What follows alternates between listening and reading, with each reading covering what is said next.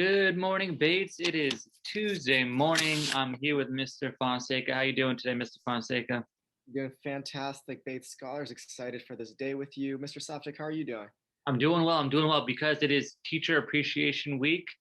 Absolutely. So all you students and kiddos out there, make sure that you say that to your teacher. Happy Teacher Appreciation Week.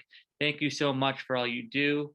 Um, you guys are all you students are so lucky to have the teachers you have here at Bates.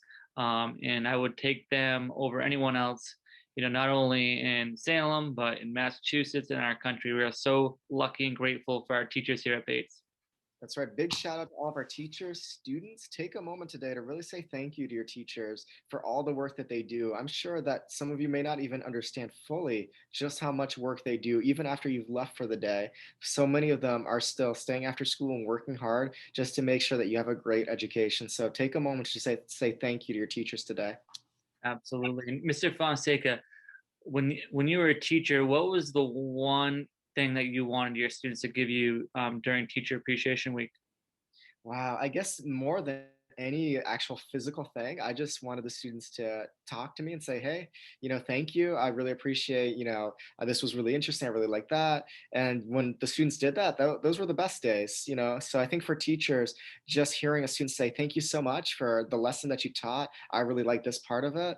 Those are the moments that teachers remember the most. So if you're a student, even greater than actually getting your teacher something is just taking that moment to say thank you to them and tell them one thing about their lesson that you really liked.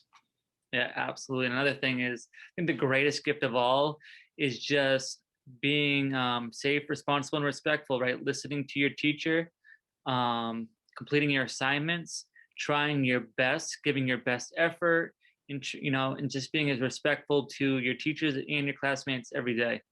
I think that's the greatest gift to teachers as well, is just to, do the little things. All right. Be kind, be responsible, be respectful. And I think all of our teachers here at Bates will really enjoy that, not only this week, but long after, as we head into the end of the school year. And I think we only have about 5, 6 weeks left. Is that correct? That's exactly right. So it'll be over before you know it. So yeah, again, make sure to say thank you to teachers before the end of the school year is over. They really are working super hard for each and every one of you. Mhm. Absolutely. So, um, again, happy Teacher Appreciation Week to everyone out there. It's talking about respect, right? And being responsible, Mr. Fonseca, and safe. Coming in and out of the building for lunch and recess, there's a ton of transition this year. And we're holding students accountable for making sure that they are being those three things and that they are sitting down at the bench and eating with their mask off. They're not getting up and running around. They're not walking into the building or running into the building, rather, right? They're doing it with caution. They're doing it in line.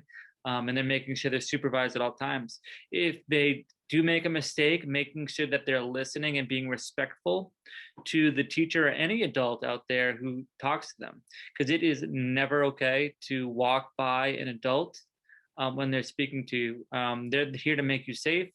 And so we always need to keep that in mind every day when we're in or out of the building.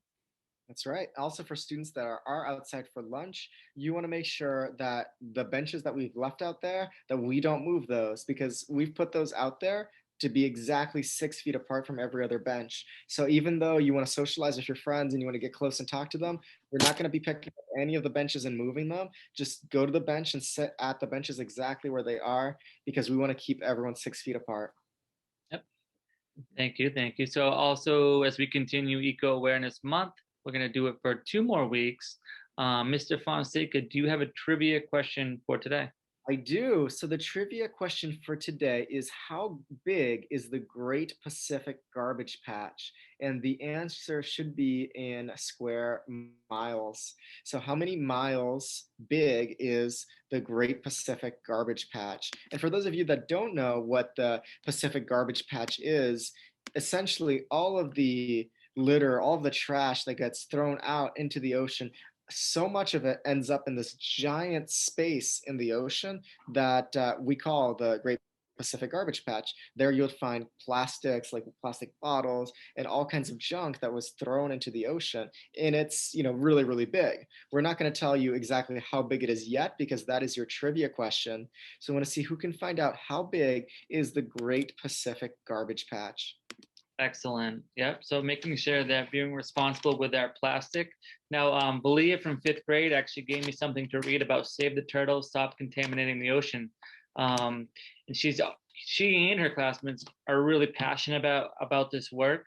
And so she just wanted me to share some information. So something that she wrote up was 100% of turtles are contaminated with micro pieces of plastic. 88% of those sea surfaces are polluted by big, small, and micro pieces of plastic. It is estimated that by the year 2050, 50% of the fish will be affected by plastic in the sea. Current types of birds that eat fish eggs, and there are pieces of plastic as well.